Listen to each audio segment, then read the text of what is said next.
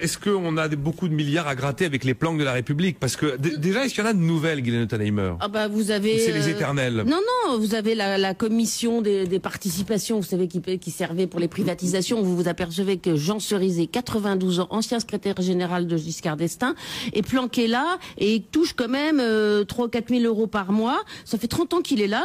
Ce zinzin ne sert plus du tout à rien. C'est comme l'agence des participations de l'État? Non, ça s'appelle la commission des participations et des transferts. Ah oui, bon, et vous apercevez, nous on n'a pas, il y a des dizaines et des dizaines et des dizaines de zinzins. On en a pris juste 3 ou 4 pour les décortiquer et montrer comment ça fonctionne. Alors chaque fois c'est 3 000 euros que vous pouvez additionner à un mandat de maire, à un mandat de président de conseil général. C'est simplement des petits cadeaux aux petits amis. Et puis on se dit bon bah Monsieur Cerizet, il a servi l'État pendant certains d'État, il est anobli, donc il doit avoir une rente. Et on fait la même chose avec les présidents de la République. Il n'y a pas un pays au monde où les anciens présidents de la République à vie ont un train de vie qui coûte aux contribuables 1,5 million à 2 millions.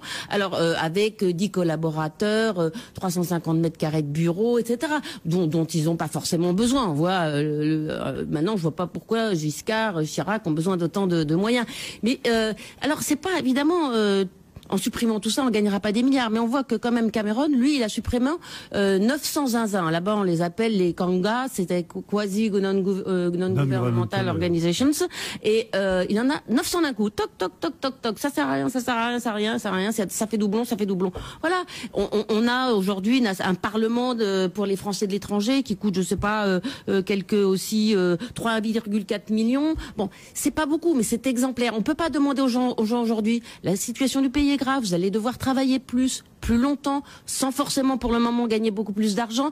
On va renier un peu vos avantages sur la retraite, sur les mutuelles, sur un tas de trucs, et pas montrer que partout, il n'y a pas des gens qui profitent du système. Pourquoi Monsieur Cerizet, 92 ans, continue à avoir 3 600 euros pour ne rien faire? 92 ans. Il a sa retraite d'inspecteur des finances et de ceci et de cela. Donc il y a un moment où ça vous prend la rage en vous disant, mais moi je veux bien payer des impôts. Mais quand même, là, tous ces gens-là, l'Institut du monde arabe.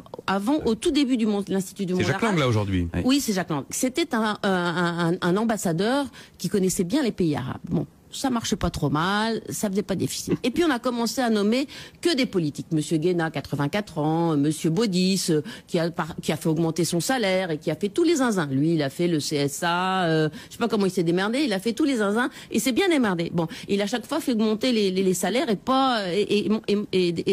gonfler aussi les déficits.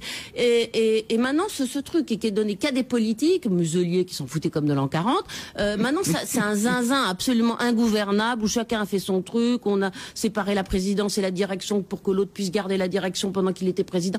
Enfin, c'est un truc ingérable qui perd beaucoup d'argent, qui n'a plus du tout d'impact. Et moi, je connais un jeune fonctionnaire du Quai d'Orsay qui parle très bien arabe, qui connaît bien le pays arabe, qui a commencé à postuler pour prendre le poste. Il avait plein d'idées. On lui a dit non, surtout laisse la place, c'est pour Ségolène. Alors, Ségolène, elle trouvait que c'était un placard doré. Ah bon, on va se débarrasser de Jacques Lang. Non, on peut pas faire ça quand on demande des efforts. Pourtant, les électeurs s'en étaient débarrassés de Jacques Lang. Mais j'adore ce portrait de Guylaine, c'est un vrai. C'est excellent. Et alors, du coup, Jacques Lang, c'est 10 000 euros net par mois à l'Institut du monde arabe. 10 000 net. Oui, bah plus vous voyagez avec le président de la République dans les pays arabes, plus vous recevez tous les monarques. Il faut savoir couper. Moi, je vais vous dire, il faut savoir couper, il faut savoir s'arrêter. Ces hommes politiques là, qui ont déjà un cumul incroyable des mandats. J'espère que là, pour le coup, Hollande va faire quelque chose. Qui en plus ont des retraites, parce que vous parlez, Guylaine, des salaires, mais tous ces gens-là ont des retraites incroyables pendant des années et des années. Donc on les paye jusqu'à leur mort. Et moi, je dis, prenez exemple sur Benoît XVI. Voilà, Benoît XVI. Je trouve ça formidable d'arriver à dire, quand on est pape, franchement, alors lui, pour le coup, il était élu à vie.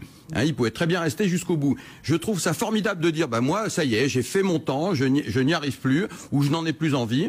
Et en tout cas, peut-être que je ne sers pas suffisamment mon poste, et il s'en va. Eh bien, voilà un exemple pour tous ces gens qui devraient partir une fois qu'ils ont fait leur boulot, si tant est qu'ils aient fait leur boulot correctement. Comment on fait en Angleterre pour nommer à ce genre de poste? On dit que, bon voilà, la présidence de Lima va se libérer. Qui veut venir? Alors vous dites qui vous êtes, un peu comme pour entrer dans les universités américaines, vous dites qui vous êtes, vous dites pourquoi ça vous intéresse et quel serait votre plan d'action. Et puis après, il y a une espèce de jury où il y a l'État, actionnaire, les syndicats, les prestataires, enfin, ou je sais pas, les musées nationaux, enfin, il y a une espèce de jury qui décide, c'est cette personne qui est la plus intelligente pour remonter l'Institut du monde arabe aujourd'hui, c'est peut-être pas le même profil 5 ans plus tard.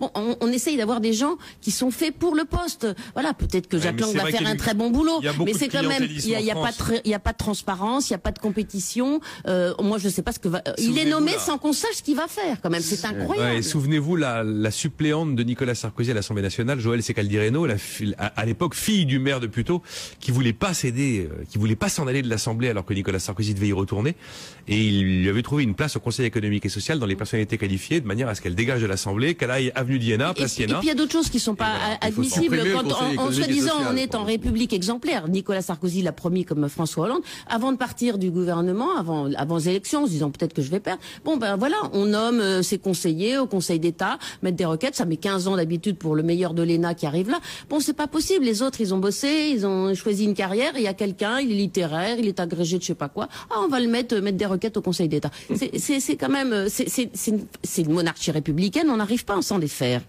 Il y a quelqu'un qui dit bravo madame, je suis dégoûté et comme d'autres ne serai plus pigeon longtemps de cette société française de rente.